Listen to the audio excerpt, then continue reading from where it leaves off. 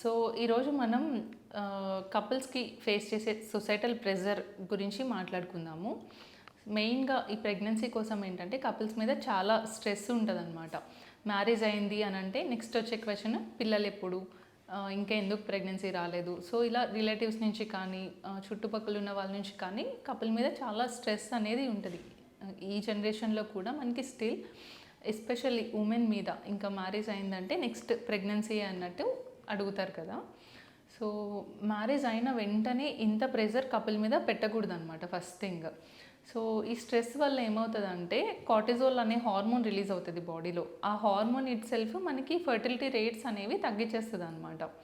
And ఈ మధ్య చూసుకున్నట్లయితే ప్రీవియస్తో కంపేర్ చేసుకుంటే ఇప్పుడున్న కపుల్స్కి చాలా స్ట్రెస్ అనేది ఉంటుంది. ఈవెన్ వర్క్ రిలేటెడ్ కానీ ఫ్యామిలీ ప్రెజర్స్ కానీ ఏది చూసుకున్నా కూడా మన life style fast paced life style అయిపోయింది. సాఫ్ట్వేర్ ప్రొఫెషనల్స్కి కానీ ఈ ల్యాప్టాప్స్ ఎక్కువ యూజ్ చేయడము, సో అన్ని ఎన్వైరన్మెంటల్ ఫ్యాక్టర్స్ వీటిలన్నిటి వల్ల ప్రీవియస్తో కంపేర్ చేసుకుంటే మనకి ఇన్ఫర్టిలిటీ ప్రాబ్లం అనేది చాలా పెరిగిందనమాట.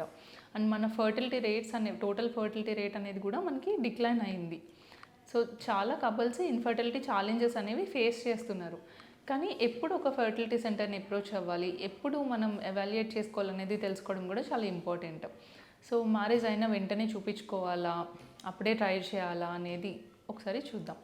సో మ్యారేజ్ అయిన 1 year వరకు ఇఫ్ కపుల్ ఈజ్ యంగ్, అంటే యంగ్ కపుల్ మ్యారేజ్ అయింది 1 year కూడా ఇంకా అవ్వలేదు అని అంటే, అండ్ వాళ్ళకి ఉమెన్కి రెగ్యులర్ సైకిల్స్ కనుక ఉన్నట్లయితే అండ్ మేల్స్కి కూడా ఏమీ నోన్ ప్రాబ్లమ్స్ లేవు, ఫిమేల్కి కూడా రెగ్యులర్ సైకిల్స్ ఉన్నాయి, ఆల్రెడీ తెలిసిన క్లియర్ కట్ ప్రాబ్లమ్స్ ఏమీ లేవు అన్నప్పుడు ఒక కపుల్ 1 year వరకు న్యాచురల్గా రెగ్యులర్గా ట్రై చేసుకోవచ్చు అనమాట ప్రెగ్నెన్సీ కోసం. సో మనకి పీరియడ్ వచ్చిన ఎవ్రీ 10th నుంచి 20th డే వరకు బాడీలో ఎగ్స్ అనేవి రిలీజ్ అవుతాయి.